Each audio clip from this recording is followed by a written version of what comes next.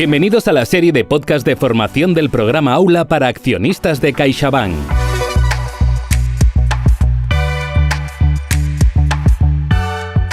Bienvenidos al 10º capítulo del podcast de formación financiera Aula, el podcast para accionistas de CaixaBank.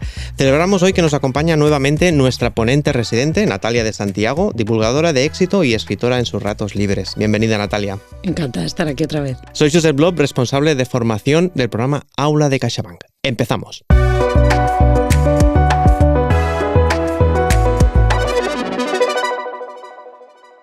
Natalia, en el capítulo anterior hablamos de cómo saber qué inversiones nos van a dar una rentabilidad teniendo en cuenta el riesgo, pero sospecho que eso no es lo único que tenemos que tener en cuenta cuando elegimos una inversión. No, efectivamente eso es lo único que solemos tener en cuenta. De hecho, nos solemos olvidar del riesgo también y solo miramos la rentabilidad. Pero realmente a cualquier inversión hay que mirarle 5 cosas, que yo le llamo el ABCDE de la inversión, porque al final al riesgo y la rentabilidad también hay que mirar los costes, la fiscalidad y la liquidez de nuestras inversiones. A ver, vayamos por parte entonces. ¿Qué es esto de los costes? Pues al final los costes son todo lo que se vaya a traducir en menos euros en nuestra cuenta. O sea, dicho mal y pronto, todo lo que vaya a ir en tu contra y vaya a significar que tú vas a cobrar al final menos. Lo que pasa es que les ponen muchos nombres, pues se pueden ser comisiones, costes, prima. A nosotros eso nos tiene que dar igual. Todo lo que se traduzca en menos euros en nuestra cuenta al final de nuestra inversión va a ser un coste para nosotros y es importante que sepamos exactamente cuáles son los costes de nuestras inversiones. ¿Y cómo es esto? Pues a ver, los costes suelen estar en la letra pequeña muchas veces y como digo, con nombres muy diversos y con condiciones, pues si pasa esto, esta comisión, si pasa lo otro y tal. Entonces aquí lo que hay que perder es el miedo a preguntar. ¿Por qué? Porque la forma más segura de mejorar la rentabilidad de nuestras inversiones es reducir los costes, precisamente. Entonces, tenemos que dedicarle ese tiempo y aunque signifique llamar 20 veces y decir, oye, aquí pone esta comisión, no sé cuándo, preguntar, porque te lo tienen que explicar y además tienen que estar todos bien definidos en el contrato que tú firmes o lo que sea. Con lo cual, preguntar y preguntar hasta que sepamos exactamente cuáles son todos los costes de nuestra inversión.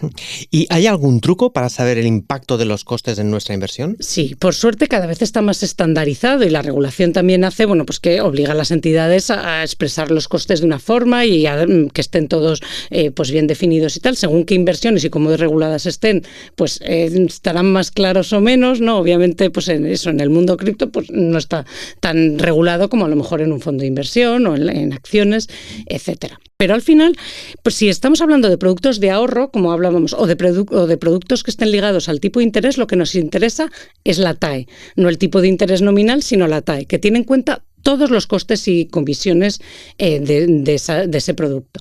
Si hablamos ya de productos de inversión, que lo que nos dan es rentabilidad, lo que tenemos que preguntar es ¿cuál es la rentabilidad neta de esta inversión?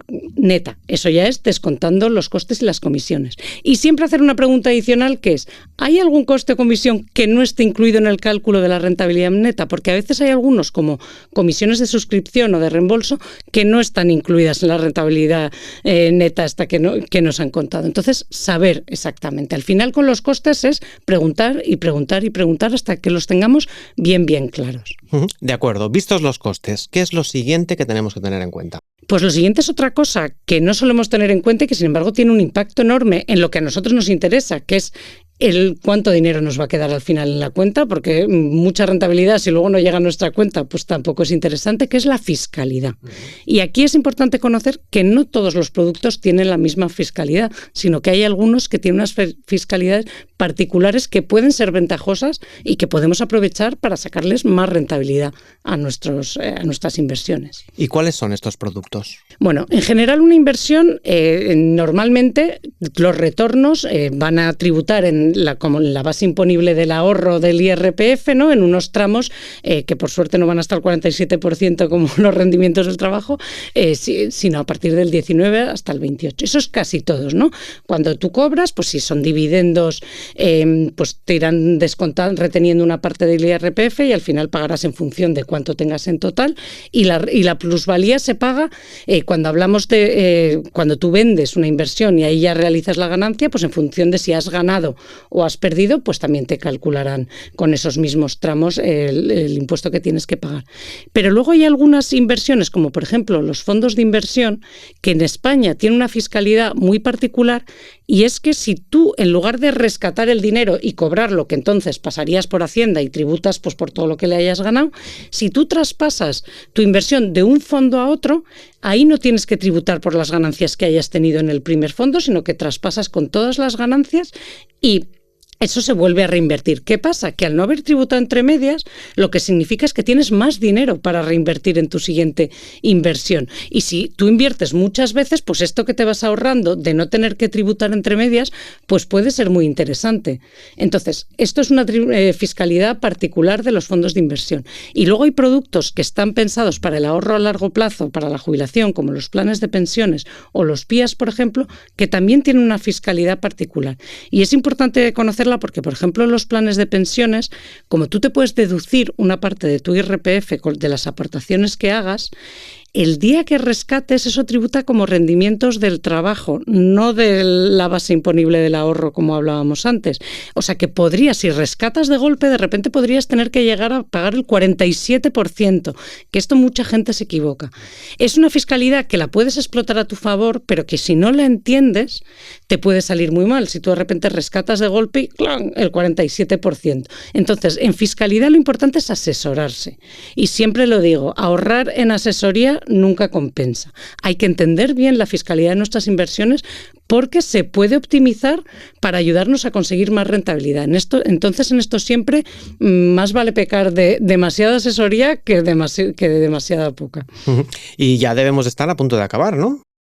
Bueno, siempre nos queda una cosa más que además tiene que ver con el tiempo, ¿Cómo no? que ¿Cómo no? es mi elemento preferido, que es la liquidez, que ya hemos hablado bastante de la liquidez en otros capítulos, pero al final de una inversión siempre tenemos que saber ¿qué liquidez implícita tiene? Es decir, este producto tiene una liquidez porque no lo puedo sacar hasta dentro de 5 años o no, y sabiendo que cuanto menos líquido sea, en principio más rentabilidad nos van a dar, porque para la entidad que te da la inversión, pues también es interesante saber que cuentan con ese dinero todo ese tiempo y que no lo puedes sacar en cualquier momento.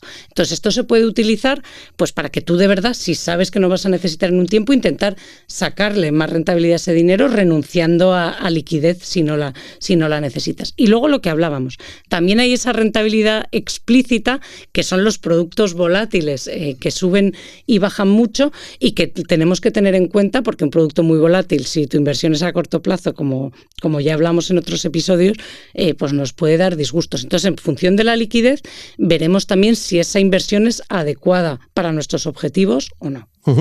A ver, Natalia, resumiendo en un minuto, ¿qué tenemos que preguntarnos cuando valoramos una inversión? Bueno, pues son 5 preguntas. Una, ¿cuánto dinero me va a dar esto? Es decir, ¿qué rentabilidad me va a dar? Que como dijimos, tenemos que comparar rentabilidades anualizadas.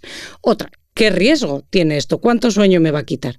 Y eso es evaluar los riesgos, como ya aprendimos, los riesgos sistemáticos, los no sistemáticos, etcétera, para tener claro qué nivel de riesgo estamos asumiendo. La tercera es, ¿esto cuánto me va a costar? Y es exactamente qué comisiones y qué costes tiene esta inversión para mí, porque los costes son una rentabilidad negativa. Entonces, cuantos más los reduzcamos, mejor. La cuarta es, ¿qué fiscalidad tiene esta inversión y cómo puedo aprovecharla yo para maximizar mi rentabilidad y lo que le voy a sacar a esta inversión? Y para esto, asesorarse siempre. Y lo último, como siempre, la liquidez. Es decir, ¿qué liquidez tiene este producto? Y en función de mis plazos, ¿es esa liquidez adecuada para mis plazos? Gracias, Natalia, de nuevo. Me has puesto deberes para saber aquellos aspectos que debo tener en cuenta a la hora de elegir una inversión. Y con ello cerraremos el capítulo de hoy. Y para el próximo capítulo nos hablarás de la renta fija y supongo que nos hablarás de que a veces no es tan fija como parece. Exacto. La renta fija es muy curiosa, primero porque la tenemos mucha gente, ¿no? O sea, al final todo el mundo que está invertido normalmente en algún momento de su vida va a estar invertido en renta fija, aunque no lo sepa, y luego se le llama fija, pero es mucho más variable de lo que parece. Pues lo veremos en el próximo episodio. Gracias, Natalia, y nos vemos y escuchamos en el próximo episodio. Hasta la próxima.